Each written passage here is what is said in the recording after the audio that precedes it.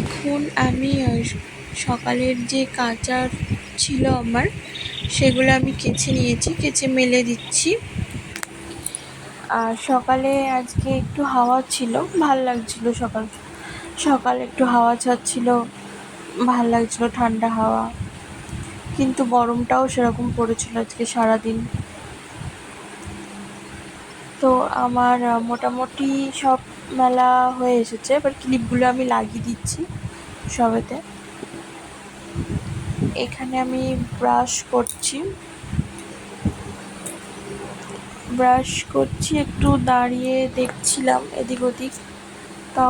তো তারপরে আমার মনে পড়লো যে আমার তো ঘর মোছা হয়নি। তখন আমি ঘরটা মুছে নেবো বলে এই লাঠিটাকে ভালো করে ধুয়ে নিচ্ছিলাম, নাহলে প্রচণ্ড নোংরা থাকে। ওই জন্য মানে ব্রাশ করতে করতে আর কি ঘর মোছার বালতিতে জল ভরে নিলাম, তাহলে আমার টাইমটা একটু কম বাঁচলো। আমার মেয়েকে খাওয়ানো আছে, আরও টুকটাক অনেক কাজ থাকে সকালে। আর আমি ঝাঁটটা দিয়ে নিলাম বাসি ঘর ঝাঁট দিয়ে তারপরে মুছি। তো আমার প্রায় ঝাঁট দেওয়া হয়ে গেছে। এরপরে আমি ঘর দোরগুলো মুছে নেবো। এখনও মেয়ে ওঠেনি ঘুম থেকে, তাই জন্য আমি এই কাজগুলো মানে করে নিতে পারছি, নাহলে আমার আর সেরকম হয় না মেয়ে ঘুম থেকে উঠে গেলে। তো মেয়ে ঘুমাচ্ছে বলে আজকে আমি মানে ঘর দোরগুলো ভালো করে মুছে নিতে পারলাম। আর আজকে জামাই ষষ্ঠী বলে ওই জন্য আরও ঘরটা মুছলাম। আর মোছা মোটামুটি হয়ে গেছে।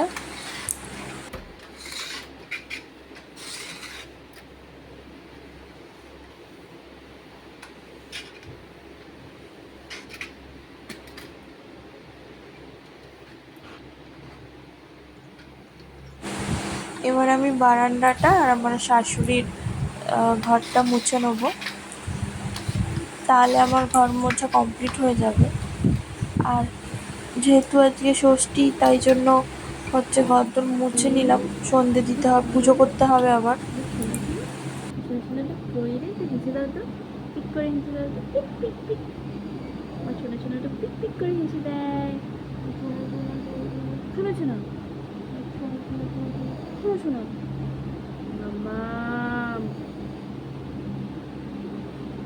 কি হলো মাম্মাম, তোমার আজকে ঘুম পাচ্ছে? এত ঘুম পাচ্ছে?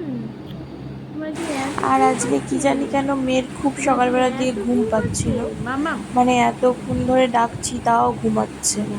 অনেকক্ষণ পরে আদর করতে করতে তারপর উঠলো, নাহলে অন্যদিন তো একবার ডাকেই উঠে যায়। দেখি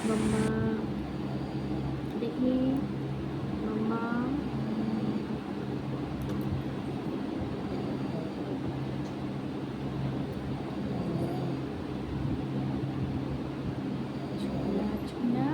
সবাইকে একটু বলে দাও ওয়েলকাম ওয়েলকাম আমাদের ব্লগে তোমাদের স্বাগত। বলে দাও, বলো ওয়েলকাম আমাদের ব্লগে তোমাদের স্বাগত।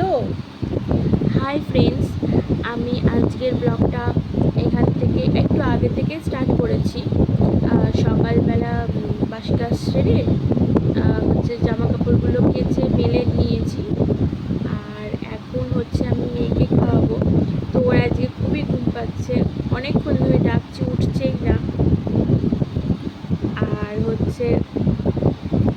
গুড মর্নিং সবাইকে। প্রচণ্ড গরম পড়েছে, আর আজকে তো ষষ্ঠী। আমাদের কোনো প্ল্যান নেই, কারণ আমরা বাপের বাড়ি যাব না। সামনের বছর কি হয় সেটা সামনের বছর দেখা যাবে। তো এই বছর যাচ্ছি না। তো তোমরা তো সবাই ষষ্ঠীতে যাবে, কেমন ষষ্ঠী কাটালে আমাকে কমেন্টে বলবে। আর তোমাদের সকলের ষষ্ঠী ভালো, মানে খুব ভালো কাটুক, তার জন্য শুভেচ্ছা জানাই জামাই ষষ্ঠী সবাইকে। আর গুড মর্নিং, আমি আমার ব্লগটা শুরু করলাম। আর তোমরা সবাই ভালো থেকো, গরমে সুস্থ থেকো, আর খুব মজা করো। সকালে আর ভিডিও করতে পারিনি, এখন সন্ধে 6:15 বাজে।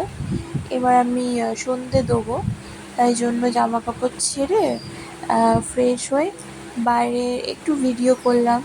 আজকে বাইরে খুব সুন্দর হাওয়া ছাড়ছিল, গরম ছিল কিন্তু হাওয়াও ছাড়ছিল খুব ভালো, তাই জন্য একটু ভিডিও করে নিলাম বাইরে। এখন 6টা 15 বাজে।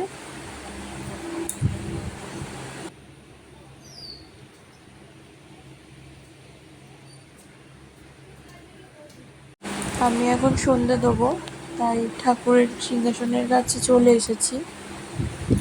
প্রদীপে তেল দিয়ে দিচ্ছি, আর আর একটা প্রদীপে তেলটা অনেকটা বেশি হয়েছিল বলে আর একটা প্রদীপে ঢেলে দিলাম।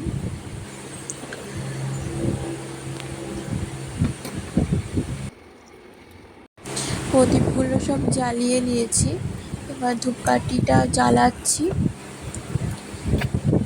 ধূপকাঠিও জ্বালানো হয়ে গেছে, শঙ্খটা বাজাচ্ছি।